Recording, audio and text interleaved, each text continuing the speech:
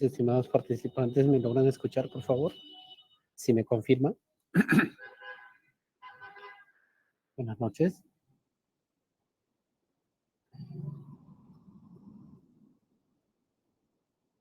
Si me logran escuchar, por favor, si me confirman por el chat, en todo caso.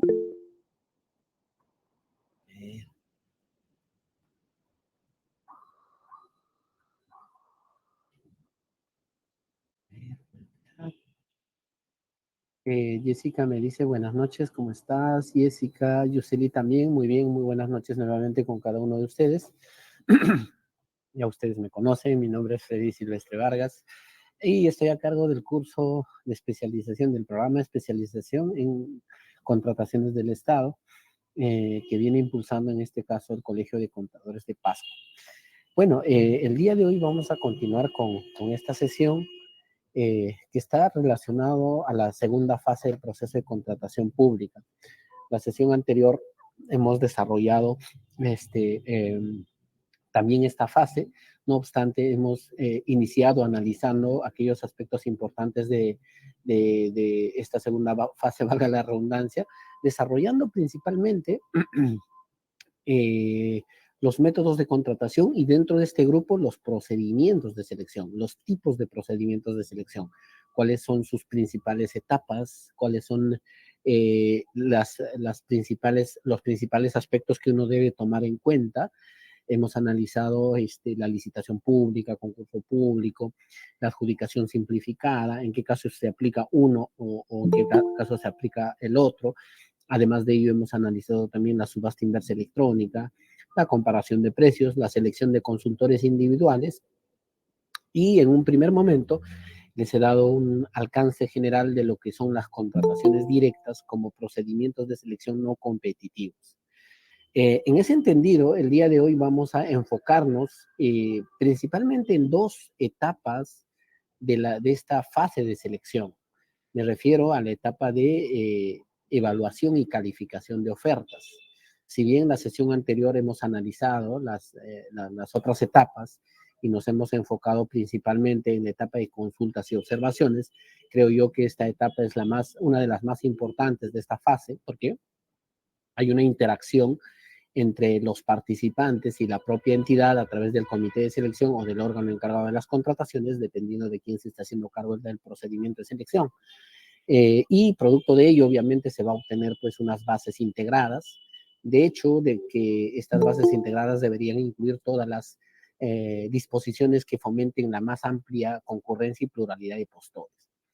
Entonces, y la sesión anterior quedó pendiente, o esta sesión íbamos a desarrollar justamente la etapa de evaluación y calificación de ofertas. No sé si tienen alguna pregunta, algo que quizás no ha quedado claro en la sesión anterior. Este es el momento. En tanto yo voy compartiendo la presentación, pueden hacerme las consultas o eventualmente también pueden hacer los comentarios a través del chat. A ver. ¿Significa que todo ha quedado claro? ¿Sí? ¿Todo ha quedado claro? A ver, ¿me confirman por el chat? Entonces todo está clarísimo. O sea, es decir, si hoy día damos un examen, entiendo que todos aprobaríamos con 20, ¿no?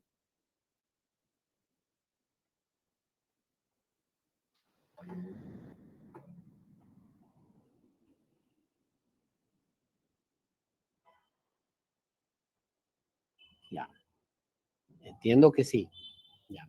Entonces, a modo de recordar, como ya les había comentado, la sesión anterior hemos desarrollado los tipos de procedimientos de selección. Entiendo que no tienen consultas, ningún comentario respecto al tema. Entonces, vamos a dar inicio a la sesión del día de hoy. Voy a compartir la presentación para poder analizar y ver en qué consiste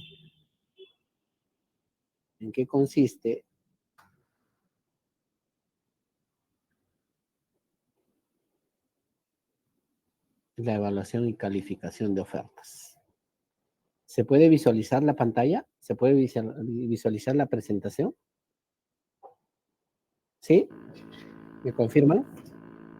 ¿Alguien tiene el micrófono habilitado? ¿Me confirman? Sí, se puede ver. Muy bien, Jessica. Gracias.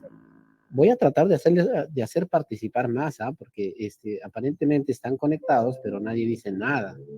Entonces eso me preocupa porque la idea es que pues ustedes puedan al finalizar de cada una de las sesiones, inclusive al finalizar el programa, deben tener clarísimo cómo se gestiona el proceso de contratación en el Estado. Bueno, vamos a empezar entonces. La sesión anterior hemos analizado las diferentes etapas de un procedimiento de selección.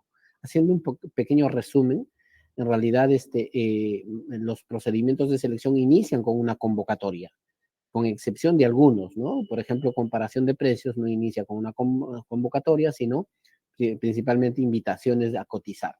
Pero la mayoría inicia con una convocatoria que realiza la entidad con el objetivo de difundir pues, las bases y un resumen ejecutivo. Eso lo hemos analizado, ¿cierto? El objetivo de la convocatoria es eso, difundir qué es lo que necesita la entidad o qué es lo que está buscando contratar. Luego de la convocatoria se desarrolla una serie de etapas, ¿no? Registro de participantes, etapa de consultas y observaciones, donde ya hemos analizado cómo se consulta o cómo se hace una observación y en qué consiste cada uno de estos, ¿no? Asimismo, del lado de la entidad, lo que sucede es que absuelve estas consultas, estas observaciones, definitivamente tienen que estar debidamente motivadas. Está de más decir ello, aquellos que elaboramos y formamos parte de un comité de selección tenemos que absolver de manera objetiva y precisa lo que está preguntando lo que está preguntando el participante. En caso de observaciones, la norma se vuelve un poquito más exigente, exige pues de que aparte de absolverlas, tenemos que indicar si se acoge, no se acoge o se acoge parcialmente. Luego de ello, la entidad tiene que integrar las bases. Obviamente estas bases integradas son las reglas que van a regir en las siguientes etapas del proceso de contratación. Luego de haber integrado las bases, se presentan las ofertas. Los participantes presentan su oferta a través de la plataforma del SEACE. También esto lo hemos analizado, ¿no? Les he explicado más o menos en qué consiste esta presentación de ofertas. Una vez presentado las ofertas, eh, ya el comité de selección tiene que iniciar con la siguiente etapa. Es la etapa de evaluación y posteriormente la etapa de calificación de ofertas. En realidad, la metodología que se aplica va a depender del objeto. Por eso es que cuando al inicio yo les mostraba las etapas de una licitación pública y un concurso público para servicios en general, diferían de un concurso público para consultorías, ¿no? Tanto general como consultoría de obras, porque la metodología de la evaluación y calificación difiere en estos objetos. Es decir, en caso de consultorías, tanto consultoría en general como de obras, la metodología es diferente para el caso de concurso público de servicios en general, así como las licitaciones públicas, ¿no? Pero ¿en qué consiste la evaluación? ¿No? La evaluación principalmente consiste pues en valorar ofertas. Por eso es que el día de hoy vamos a desarrollar estos temas. Admisión de ofertas, en qué consiste la evaluación, en qué consiste la calificación de ofertas y también vamos a ver la subsanación de ofertas, ¿no? Que es un tema definitivamente que uno tiene que tomar en cuenta, sobre todo para poder tomar una buena decisión al momento de desarrollar estas dos etapas, la evaluación y calificación. Bueno, esta dinámica lo hemos desarrollado la sesión anterior. De hecho, esta dinámica lo que reflejaba era el objetivo de la etapa de selección. El objetivo de la etapa de selección es finalmente seleccionar la mejor opción en términos de cumplimiento de características, es decir, en términos de calidad y mejores costos. Ese es el objetivo, ¿no? O sea, la etapa de selección se gestiona para poder elegir la mejor opción para la entidad, ¿no? No solamente en cuanto a precios, sino también en cuanto a cumplimiento de ciertas características mínimas que hemos requerido. Entonces, para lograr esto, una de las actividades más importantes vinculados a esto son la etapa de evaluación y calificación, ¿no?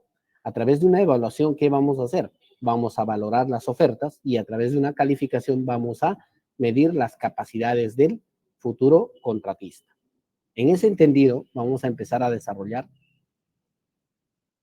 esta etapa. ¿Quién está a cargo de la evaluación y calificación? El órgano a cargo del procedimiento, que básicamente está representado principalmente por un comité de selección, para el ejemplo, ¿no? También eventualmente puede ser el órgano encargado de las contrataciones. ¿Y qué es lo que hace el comité de selección? Toma decisiones, ¿ya? Toma decisiones. Creo que en una de las sesiones hemos analizado las principales funciones del comité de selección y su principal función pasa por tomar decisiones. Obviamente estas decisiones tienen que ser decisiones acertadas, decisiones alineadas a la norma de contrataciones del Estado. Si eventualmente no tomamos buenas decisiones, esto puede generar un impacto en el cumplimiento de la finalidad pública de la contratación. Si no, preguntemos a nuestro querido amigo o compatriota que en algún momento estuvo en sus manos, ¿no? Quizás eh, uh, hacer que todo un país festeje pues la clasificación a un mundial, ¿no?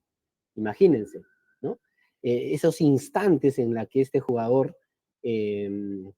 decidió, en este caso, utilizar el pie izquierdo en vez del pie derecho. No sé si ustedes han visto el partido donde finalmente no logra meterse un gol que claramente uno de afuera podía decir, ¿no? Si solamente era empujar.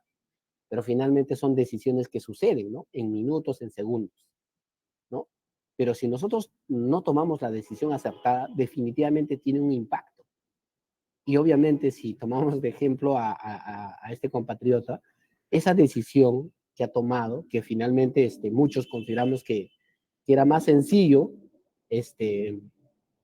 utilizar el pie derecho, pero finalmente no tomó esa decisión y no se hizo el gol.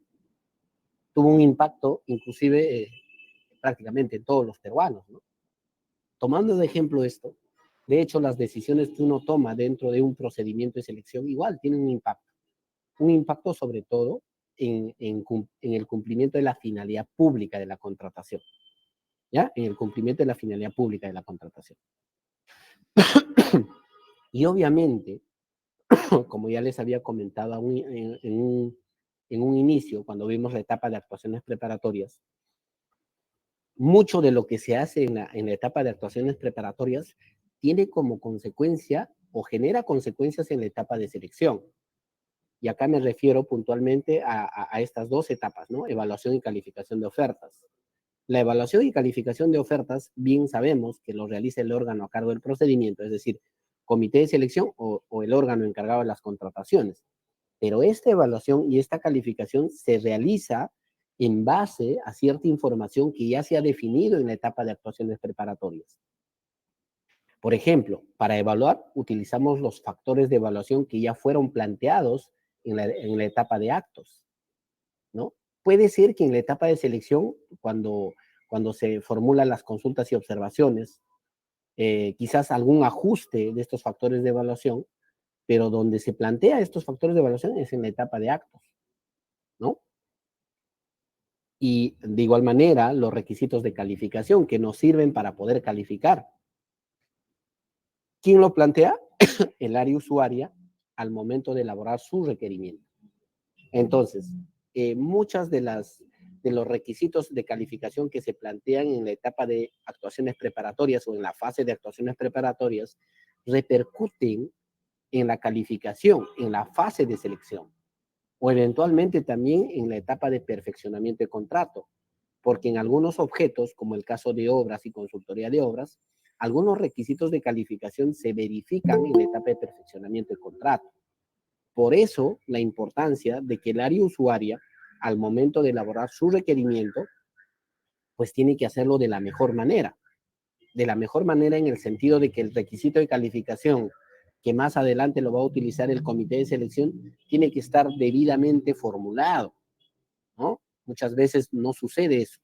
No sucede eso. Yo creo que yo les he comentado el ejemplo del, no sé, con este grupo, no sé si es otro grupo, pero siempre comento el siguiente ejemplo.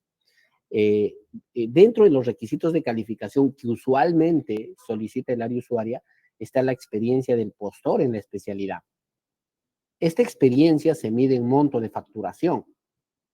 Y para poder acreditar esta experiencia, la norma establece que el postor tiene que adjuntar cierto documento, contratos con su conformidad, contrato con la constancia de prestación, o también puede adjuntar comprobantes de pago cuya cancelación se acrediten documental y fehacientemente, con voucher de depósito, estado de cuenta o cualquier otro documento emitido por el sistema financiero. Así expresamente lo señala la norma, ¿ya? Entonces, pero también en esa etapa de calificación vamos a revisar, por ejemplo, si ese contrato, si ese comprobante de pago se encuentra dentro del alcance de los bienes iguales o similares, si hablamos de bienes, por ejemplo. O si hablamos de servicios, de los servicios, del servicio igual o similar, ¿no? Y muchas veces no se da esa situación. Creo que les comenté el ejemplo del servicio de fotocopiado, ¿no?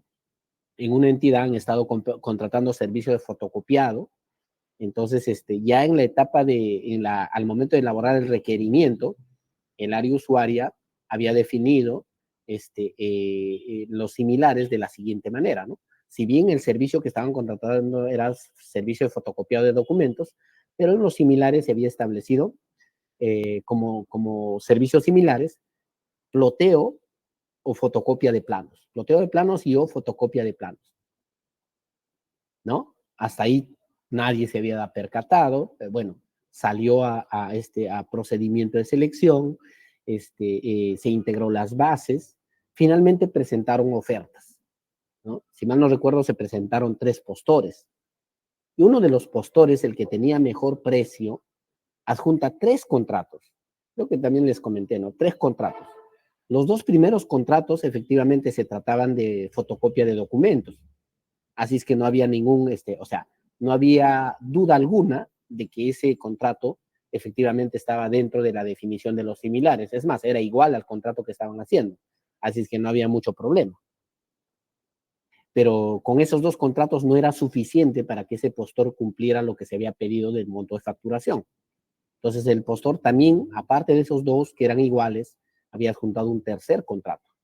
El problema era ese tercer contrato. El tercer contrato no necesariamente señalaba como objeto la fotocopia de documentos, planos y o ploteo de planos, sino el servicio que se había ejecutado era la impresión de documentos. Impresión de documentos. Obviamente con ese contrato, si uno sumaba, cumplía el requisito de calificación, ¿no? Pero les pongo la pregunta así. Si ustedes fueran comité de selección y están revisando ese tercer contrato, ¿no? Pero el contrato señala servicio de impresión de documentos. ¿Considerarían como parte, o sea, considerarían como un documento válido para poder acreditar la experiencia? Tomando en cuenta que en la definición de los similares, el área usuaria solamente ha establecido, por ejemplo, como similar, ploteo y fotocopia de planos.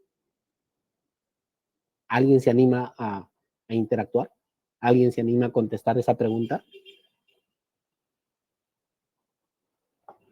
A ver, ¿alguien? Creo que no sería válido. ¿Por qué no sería válido? Porque el tercer contrato la especificación que tiene no coincide con lo que se solicita. Exacto, ¿no? O sea, si uno, muy bien, muchas gracias por tu participación. De hecho, en el ejemplo que yo les muestro, uno sujetándose, por eso acá también algo importante a tomar en cuenta, cuando nosotros somos comités de selección, pues tenemos que sujetarnos a lo que señalan las bases integradas, ¿ya? Si las bases integradas dice, como lo menciono, como similares solamente fotocopiado de planos y ploteo de planos, eventualmente no entraría la impresión de documentos, ¿no? No entraría la impresión de documentos. Y obviamente el comité va a tomar una decisión finalmente basado pues en la información consignada en las bases integradas. Ahora, pero sí es importante tomar en cuenta un aspecto adicional. Yo les pregunto, la experiencia, tal cual lo habíamos mencionado en una de las sesiones, lo que busca es asegurar de que el proveedor que vamos a contratar de alguna manera haya ejecutado prestaciones iguales o similares a la que estamos contratando. Porque si, por ejemplo, quiero contratar el servicio de mantenimiento de una infraestructura, pues me quiero asegurar de que ese proveedor anteriormente ha ejecutado prestaciones iguales o similares. Ahora yo les pregunto, ¿el servicio de impresión se puede considerar como algo similar al servicio de fotocopiado? Es decir, una empresa que brinde el servicio de impresión, ¿puede también brindar el servicio de fotocopiado? ¿Ustedes qué opinan? ¿Es posible? ¿O definitivamente no? Son dos actividades totalmente aisladas. ¿Alguien?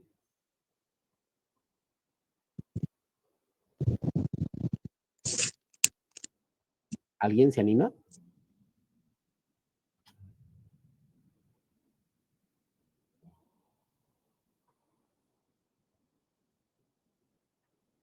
Es decir, aquel que presta el servicio de fotocopiado o el servicio de impresión, ¿puede hacer servicio de fotocopiado? O viceversa, aquel que presta servicio de fotocopiado puede hacer servicio de impresión. Jessica me dice, no se debería aceptar según bases, pero el comité de selección puede verificar que una impresión es similar. A ver, ¿alguien más que quiera opinar?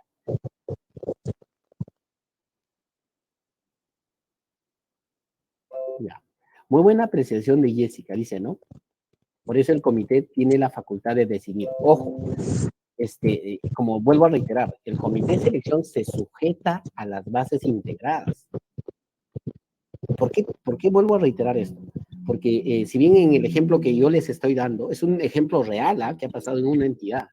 Entonces, puede ser que el comité señale, ¿no? Oye, voy a pasarle este contrato, pero fíjense de que estamos en un procedimiento de carácter competitivo.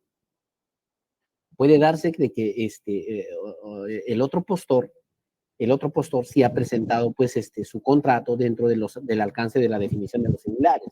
Si fuera así, definitivamente ese otro postor definitivamente podría decidir impugnar, ¿no? Por eso es importante tomar en cuenta ese aspecto. ¿Alguien tiene el micrófono abierto?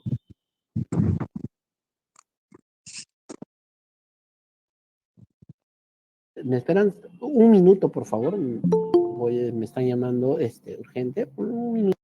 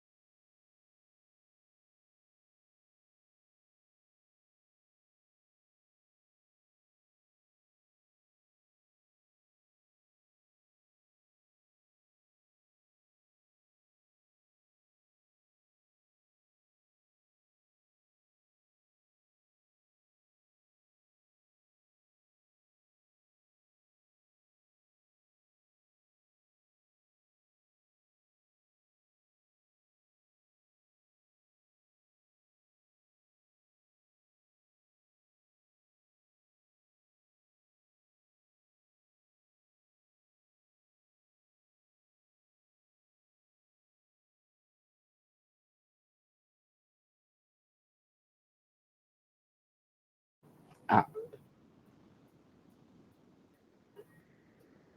a ver, disculpen, señores, bueno, un pequeño inconveniente. Vamos a continuar. Entonces, en el ejemplo que yo les comentaba, efectivamente hay un tema, ¿no? Es decir, por un lado, el área usuaria ha definido de esta manera los servicios similares. Entonces, el comité de selección un tanto va a estar atado de manos, dado que ya en la etapa de selección sucede esto, ¿no? O sea, uno revisa los contratos y aparentemente no está enmarcado dentro de los similares y pues muchas veces el comité de selección, como siempre lo ha señalado en reiteradas resoluciones del Tribunal de Contrataciones y también la propia norma, se tiene que sujetar a lo que señalen las bases integradas, porque si no se corre el riesgo de que algún postor, el segundo o el tercero, ¿no? Pueda impugnar a través de un recurso de apelación. Por eso la importancia de cómo debe plantearse correctamente los requisitos de calificación. Eh, a ver, entonces en ese marco vamos a continuar. No sé si tienen alguna duda hasta este punto. ¿Tienen alguna duda? ¿Algún comentario?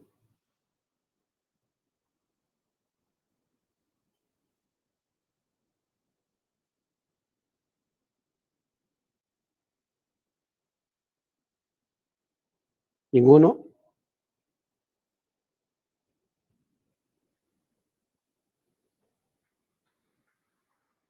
Ya. Entonces, otro aspecto importante antes de pasar a lo de fondo, a ver la evaluación y calificación, es tener claro cuál es la diferencia entre estos dos mecanismos. La evaluación es totalmente diferente a la calificación, ¿no? Para ello vamos a identificar solamente tres diferencias que, que a través de las cuales vamos a distinguir cada uno de estas etapas, ¿no? Primero que nada, el objeto o el objetivo, más que objeto, el objetivo que persigue cada uno de estos. La evaluación tiene por objetivo valorar la oferta. Para ello se va a asignar puntaje a las ofertas para determinar, primero, la mejor oferta y segundo, un orden de prelación.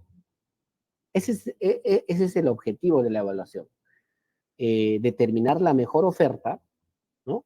Y establecer una orden de prelación. A diferencia de la evaluación, la calificación tiene otro objetivo. La calificación tiene por objetivo verificar si los postores cuentan con las capacidades necesarias para ejecutar la prestación. ¿Recuerdan cuando hicimos el ejemplo del equipamiento estratégico? Les ponía de ejemplo el tema del servicio de limpieza y descolmatación de cauce de río. Uno decía, ¿no? ¿Qué es lo mínimo que debe acreditar el futuro contratista para poder ejecutar esa prestación? Obviamente, maquinaria pesada. Sin eso no se va a poder ejecutar la prestación. En ese entendido, los requisitos de calificación o la calificación en sí, lo que busca es verificar si ese postor cuenta con las capacidades necesarias para ejecutar la prestación, según lo que ha establecido el área usuaria. ¿Ya? Primera diferencia. Segunda diferencia, ¿en base a qué cosa se aplica la evaluación o se realiza la evaluación y la calificación? En la evaluación aplicamos qué cosa? Los factores de evaluación. Los factores de evaluación. ¿Ya? En caso de la calificación, aplicamos los requisitos de calificación. ¿Ya? Hasta ahí vamos bien. ¿Qué más? La competencia. ¿Quién tiene la competencia para formular tanto los requisitos de calificación como los factores de evaluación? Los factores de evaluación lo formula el órgano a cargo del procedimiento en las bases. Puede ser el comité de selección, puede ser el mismo órgano encargado de las contrataciones. Ya lo hemos mencionado en su momento inclusive. En cambio, los requisitos de calificación lo formula el área usuaria en el requerimiento. ¿Ya? ¿Y cuál es el efecto? Es una cuarta diferencia. El efecto de una evaluación es finalmente determinar puntajes y establecer una orden de prelación. O sea, una vez que hemos aplicado los factores de evaluación, vamos a tener clarísimo quién tiene qué postor tiene el mejor puntaje. Y seguidamente vamos a poder establecer una orden de prelación. Es decir, quién está en primer lugar, quién está en segundo lugar, quién está en tercer lugar. Por eso es que la evaluación busca valorar una oferta tomando en cuenta los factores de evaluación.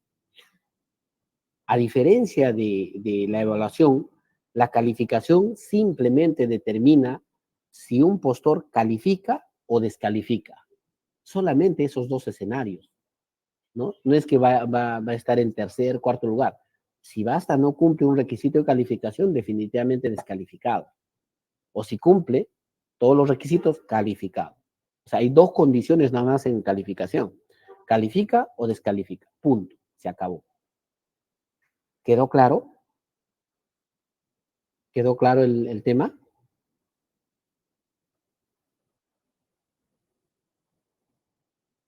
¿Sí? ¿Quedó claro? Me tienen que decir si quedó claro, ¿ah? Sí, doctor. Ya, muy Sí, bien. quedó claro. Ya, muy bien. Hasta ahí estamos bien. Ya, muy bien. Ahora, vamos a pasar ya a lo de fondo. ¿Cómo se gestiona esta evaluación, esta calificación? Y acá quiero precisarles algo.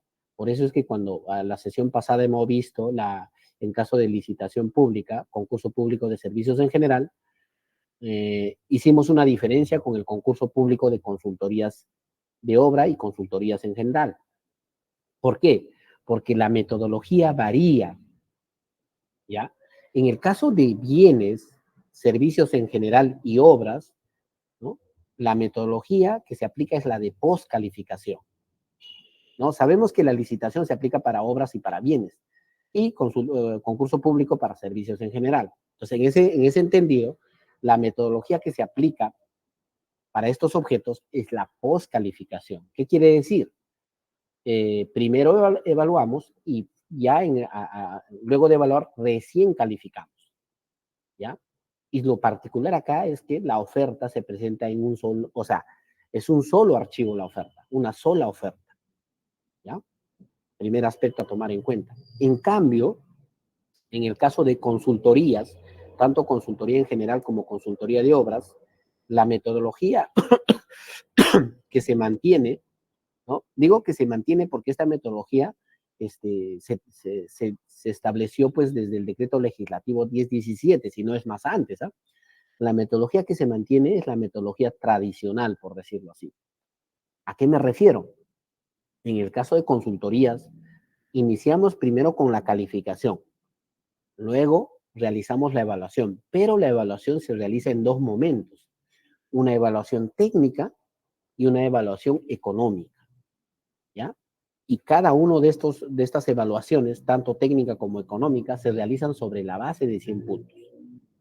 Y si un postor, ¿no?, quiere pasar a la evaluación económica o quiere clasificar a la evaluación económica, la norma exige que en la evaluación técnica debe obtener un mínimo de puntaje, que son 80 puntos, ¿ya? Entonces, esta mecánica, esta metodología de evaluación técnica, evaluación económica, bueno, estaba establecido en el decreto legislativo 1017, la ley de contrataciones del Estado anterior, ¿no?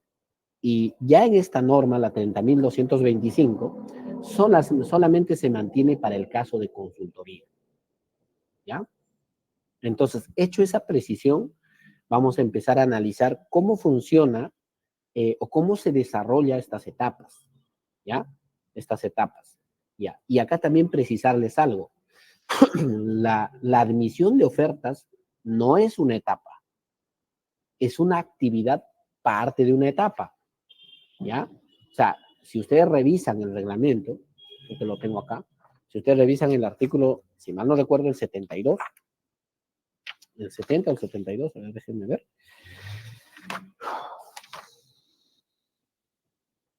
Perdón, el 70. Si ustedes revisan el artículo 70, que nos habla de las etapas de la licitación pública, en ninguna parte van a encontrar la admisión como una etapa de un procedimiento de selección. Tampoco en el caso de concurso público y los demás procedimientos que está pues en el artículo 79. La admisión no es una etapa, ¿ya? Pero es una actividad parte de una etapa. Puede ser parte de la evaluación o puede ser parte de la calificación, como ya ustedes lo están viendo, va a depender del objeto, ¿ya? Entonces, hay que tener en cuenta eso, ¿ya? Entonces, sobre la base de esa admisión, ya vamos a ir analizando en qué consiste cada uno de estos, en qué consiste la admisión. Otra precisión antes de pasar a analizar cada uno de estas actividades. En el caso de bienes, servicios en general y obras, puede darse de que la entidad solamente establezca como criterio de evaluación el precio. Puede darse eso porque es el único factor obligatorio. ¿Se dan cuenta? Es más, cuando vimos factores de evaluación, hice mucha precisión en esto, ¿no? En el caso de bienes, servicios en general y obras, puede ser que la entidad solamente salga con precio. Precio 100 puntos y sobre la base de ello evaluamos, ¿ya? A diferencia de bienes, servicios en general y obras, en el caso de consultorías, tanto de obras como consultoría en general, eh, en la evaluación obligatoriamente, aparte de precio, que es la evaluación económica, la norma exige como mínimo 2 factores de evaluación, que también lo he mencionado en la parte que hemos desarrollado factores de evaluación. La experiencia del postor en la especialidad y la metodología propuesta. Creo que también les comenté un ejemplo de cómo es que se gestiona la metodología propuesta o cómo debería de plantearse, porque muchas veces genera complicaciones al momento de evaluar. ¿Ya? Entonces, en el caso de consultorías, sí hay 2 factores de evaluación técnicos obligatorios, aparte del precio. ¿Ya? Hecho esa precisión, vamos a entrar a analizar, vamos a entrar a analizar eh, cada una de las etapas. Empecemos con este primer grupo, ya, es decir, con la etapa de perdón, con la metodología de postcalificación que aplica para bienes, servicios en general y obras. ¿Ya? Luego vemos la metodología que se aplica para consultorías. Muy bien, empecemos entonces. Y acá viene la importancia que tiene el órgano a cargo del procedimiento, es decir, el comité de selección, ¿no? Como ya les he mencionado, el comité de selección, su principal labor es tomar decisiones.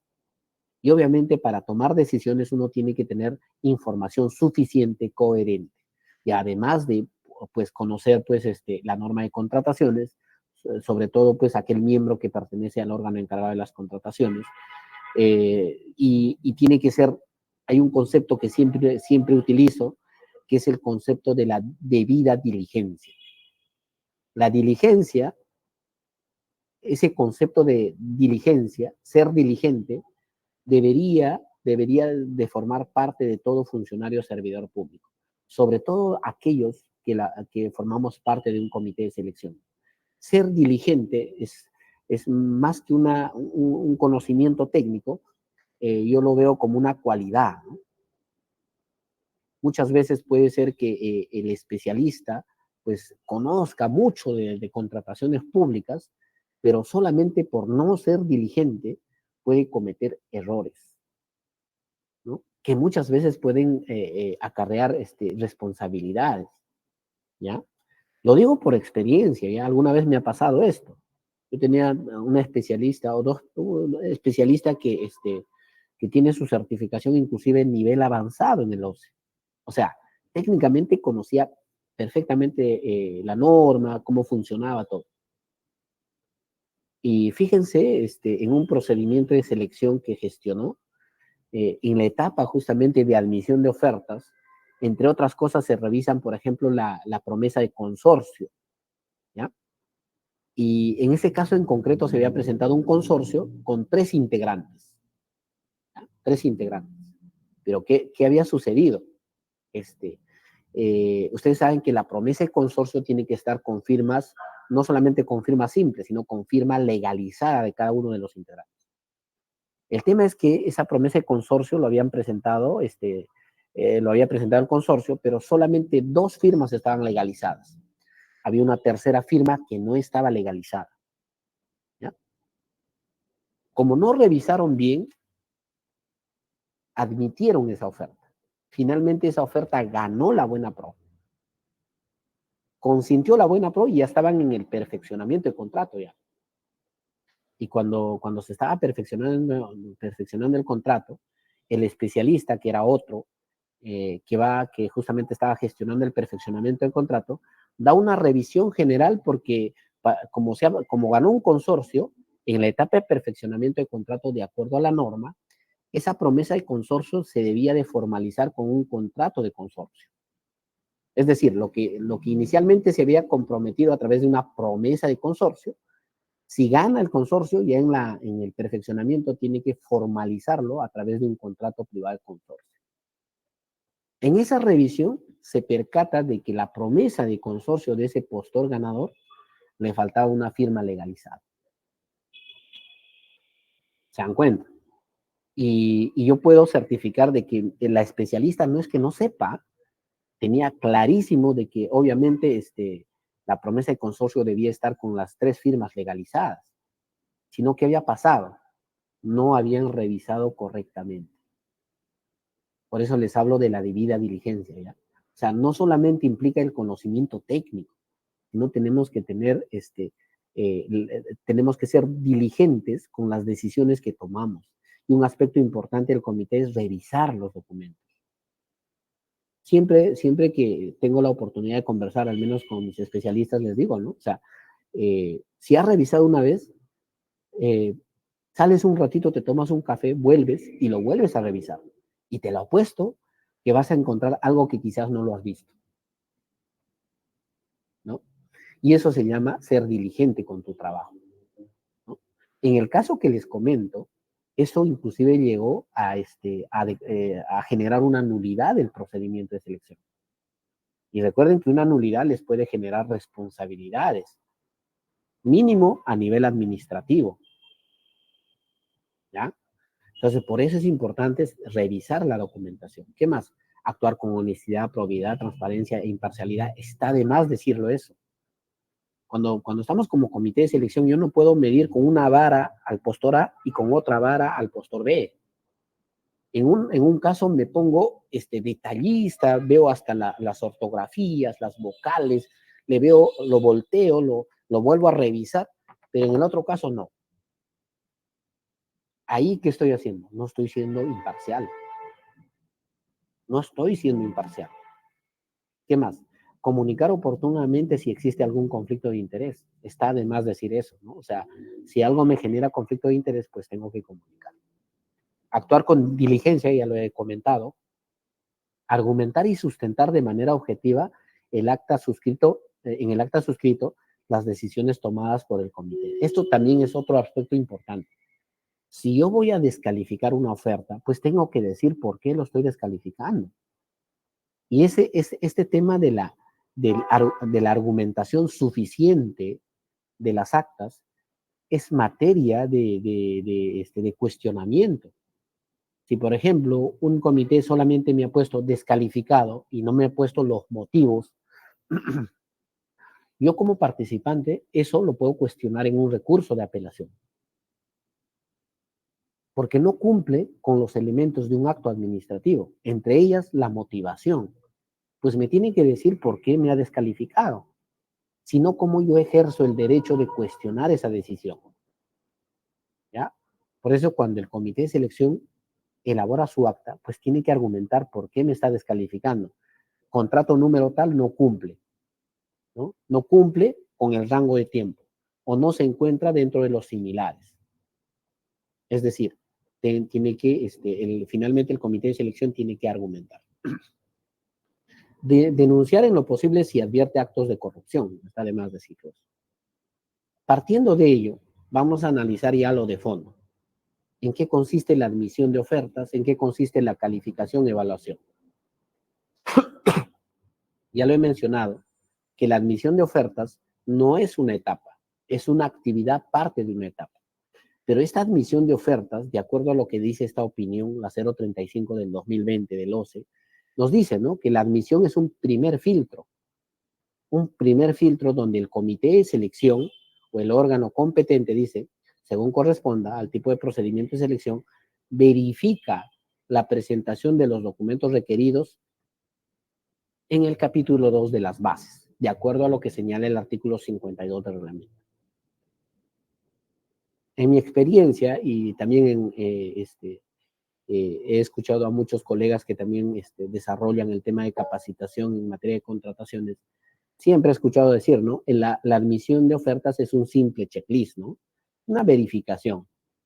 En realidad, desde mi opinión, no es tan así, ¿no? Eso es, bueno, eso es desde la teoría, ¿no? Uno puede ver así, pues es un checklist. No. En la práctica, en esta primera actividad se presenta una serie de situaciones casuísticas. Y no es un simple checklist porque implica revisar los documentos. Nuevamente, el concepto de debida diligencia y una revisión adecuada de los documentos. ¿Qué es lo que presentan los postores en esta etapa? O para esta etapa. Principalmente las declaraciones juradas. ¿Ya? Por ejemplo, la declaración jurada de datos del postor. No es que yo, basta que veo que dice declaración jurada de datos del postor, agarro y lo admito, ¿no? Tengo que leer, tengo que revisar su contenido. A mí me ha pasado en varias ocasiones que esta declaración jurada incluso señala una nomenclatura de un procedimiento que no corresponde a mi entidad, ¿no? Sino es una nomenclatura de una entidad diferente a mi entidad. En esos casos, ¿cómo hago? ¿O qué decisión tomo como comité de selección? Por eso es que tenemos que revisar. Otro caso, alguna vez me pasó de que en este anexo 1, el postor se equivocó en el número de asiento de la partida electrónica. No correspondía. ¿Qué hago? ¿Basta eso para dejar de lado esa oferta? O sea, por eso es importante de que en esta etapa el comité de selección se tiene que tomar el tiempo de revisar los documentos, tienen que leer. Algo que tenemos que acostumbrarnos en el Estado es a leer. Leer y leer y leer, revisar, ¿no? Segundo documento, documento que acredita la representación del quien suscribe la oferta. Si es una persona jurídica, acá se solicita la vigencia de poder, ¿cierto? Y también vamos a analizar cómo es que se evalúa eso o cómo se revisa, ¿no? También la declaración jurada, de acuerdo al artículo 52 del reglamento. Por ejemplo, esta declaración jurada ha ido variando en el tiempo, ¿no? Siempre que se modifican las bases, en algunas ocasiones lo que se ha hecho es, pues, retirar algunos elementos de esta declaración jurada. Actualmente, si mal no recuerdo, son 7 supuestos, ¿no? Donde, por ejemplo, el postor declara que su documento es veraz, donde el postor declara bajo juramento que no está impedido para contratar con el Estado, entre otras cosas, ¿no? Pero muchas veces el postor, quizás por la costumbre, como ya ha participado en otros procesos anteriores, me ha pasado el caso, ¿no? Ha presentado una declaración jurada que contiene supuestos que ya no están vigentes. ¿Qué hago en esa situación? ¿Se dan cuenta? O sea, no es un simple checklist. Tengo que revisar el contenido de estos documentos, ¿no? De estos documentos. Y ahí se presenta un montón de casuística, ¿no?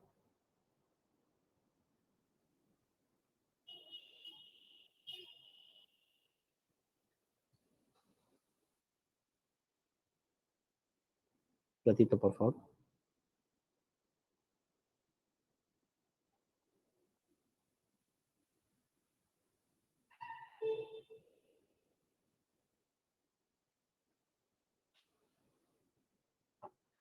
Ya, muy bien. Entonces, otro aspecto importante acá en los documentos de presentación obligatoria.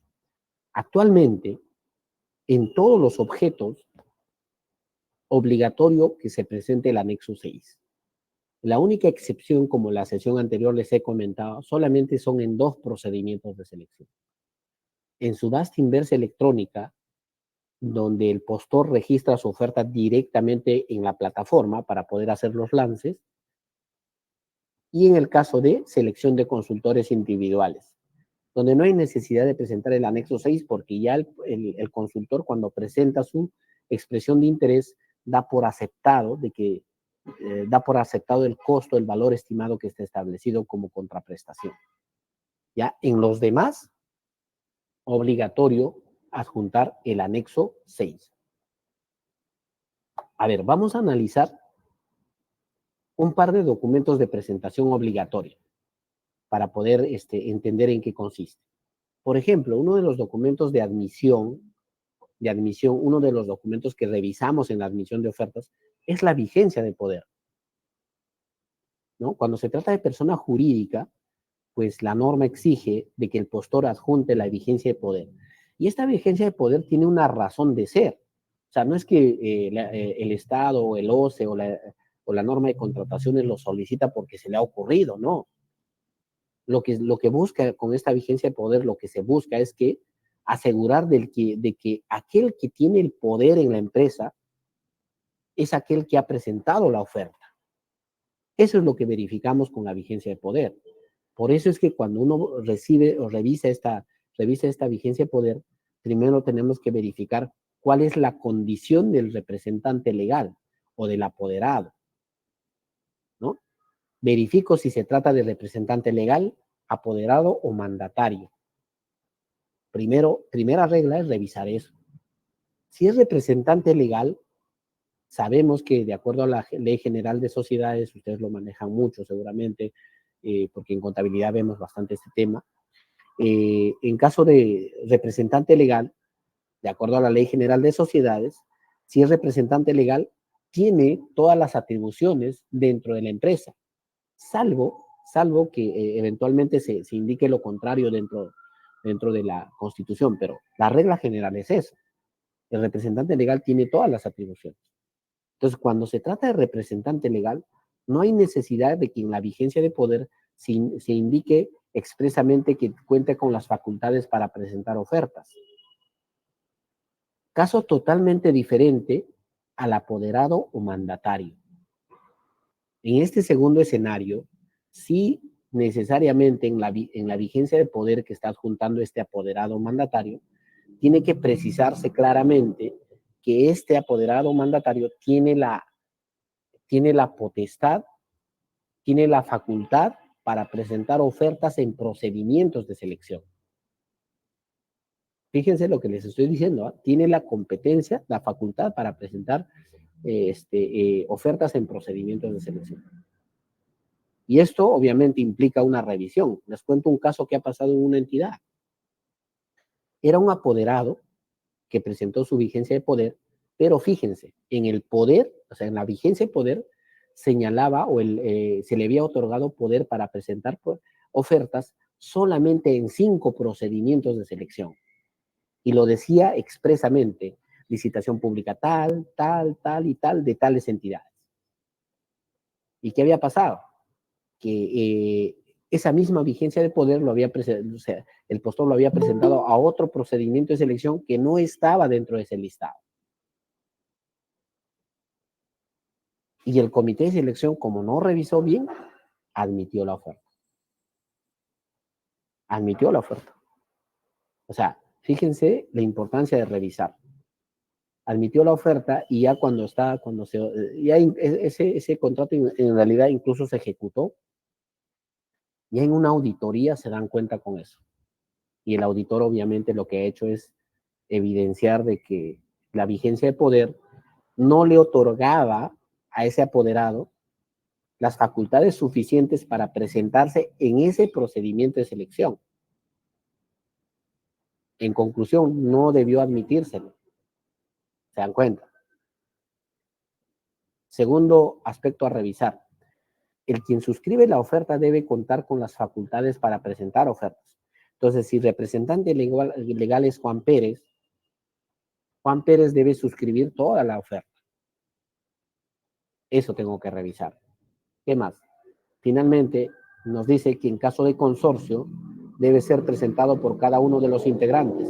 Obviamente siempre que se trate de persona jurídica. ¿Ya? Siempre que se trate de persona jurídica. Y otro aspecto también importante. Actualmente, con la norma vigente, no hay necesidad de que la vigencia de poder cuente con una antigüedad. Antes era 30 días a la presentación de ofertas, ahora no. Puede darse de que la vigencia de poder tenga una antigüedad indistinta y lo único que tiene que hacer el comité es admitir. ¿Ya? Hasta ahí todo claro, ¿no? Ahorita nos vamos a break. Termino con esto y nos vamos a break. Otro de los documentos que se presentan en la etapa de admisión de ofertas es la promesa de consorcio. Si yo soy un postor que no tiene suficiente experiencia o no tengo suficiente capacidad, tengo la figura de consorcio. Un poco para explicarles. La figura de consorcio es una figura que permite complementar capacidades, experiencias a los proveedores. Quizás recién estoy empezando en el mercado y no tengo mucha experiencia, pues agarro esta figura, me consorcio y presento mi oferta en consorcio. Pero para esto, la norma exige de que como documentación de presentación obligatoria, ese postor tiene que adjuntar una promesa de consorcio. Promesa de consorcio que ya está estandarizada en las bases y además que debe sujetarse a lo que señala la Directiva 05-2019-OCE/CD, que nos desarrolla la figura de consorcio. De acuerdo a esta directiva, la promesa de consorcio debe contener estos 5 requisitos, ¿no? Primero que nada, la identificación de los integrantes del consorcio. ¿Quiénes integran el consorcio? Su razón social, su nombre y apellido si es persona natural. También debe indicar quién es el representante común del consorcio, así como el domicilio común del consorcio. Importante precisar las obligaciones que corresponde a cada integrante. O sea, ¿cuál es la obligación que está asumiendo en el consorcio? Y acá, por favor, aquellos que participan desde el lado del privado tienen que tener claro esta parte, ¿ya? En caso de bienes y servicios, la norma da la opción de que eventualmente uno se puede consorciar y no comprometerse a actividades vinculadas al objeto de la contratación, lo cual cambia en el caso de obras, y si mal no recuerdo, también consultoría de obras, en la que obligatorio que todos los integrantes del consorcio pues tienen que comprometerse a las obligaciones objeto de la contratación. No hay duda ahí, ¿ya? Entonces tengo que definir las obligaciones de cada uno. Si es bienes y servicios, por ejemplo, yo me puedo comprometer solamente al tema administrativo. Por ejemplo, voy a hacerme cargo de gestionar la carta fianza o voy a hacerme cargo de preparar la oferta. Y quizás los otros consorciados pueden, pues, decir, no, yo me voy a hacer cargo de la ejecución de la prestación, en este caso la entrega del bien. Eso es importante. ¿Por qué? Porque en función a lo que estás precisando en las obligaciones, el comité de selección va a tomar en cuenta la experiencia que están presentando. Es decir, en caso de bienes y servicios, por ejemplo, si un postor, uno de los integrantes, solamente se obliga a realizar actividades administrativas, así me presente por 1.000 millones su experiencia, esa experiencia no la voy a poder considerar, porque no se está vinculando a las actividades objeto de la contratación. ¿Ah? Entonces, fíjense que la promesa de consorcio no solamente nos sirve para ver estos elementos, sino tiene una repercusión en la calificación. Lo mismo, el porcentaje de las obligaciones de cada uno de los integrantes. ¿Cuánto porcentaje corresponde a cada uno? Y este porcentaje tiene que estar expresado en números enteros, nunca con decimal. Si está con decimal, prácticamente dalo por no admitido tu oferta, porque así lo señala la Directiva 05 del 2019, que si es que lo ha presentado con decimales, esa oferta ni siquiera es subsanable. Entonces probablemente vas a ser no admitido, ¿ya? El requisito B y C solamente son los dos únicos que eventualmente pueden ser modificados, ¿no? Obviamente esto, para hacer esta modificación, por ejemplo, imagínense, gané un procedimiento de selección y para el contrato privado consorcio quiero modificar estos dos, pues tengo que comunicar notarialmente a la entidad para que surta efecto y se pueda considerar esa modificación. Los demás elementos de la promesa de consorcio no se pueden modificar. Otro aspecto importante, la promesa de consorcio tiene que estar con firmas y no cualquier firma, tiene que ser una firma notariada, es decir, cada uno de los integrantes del consorcio tiene que firmar y esa firma tiene que ser con notario público, ¿ya? Por eso señala que la firma tiene que estar legalizada, legalizada. Fíjense todo lo que revisamos en una admisión de ofertas, ¿eh? No es que es sencillo, ¿eh?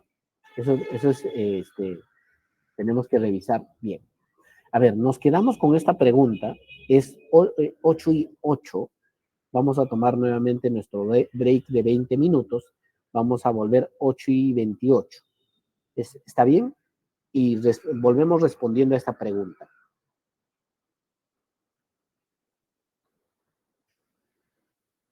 ¿Está bien? ¿Sí, sí me siguen, por favor? ¿Si me confirman?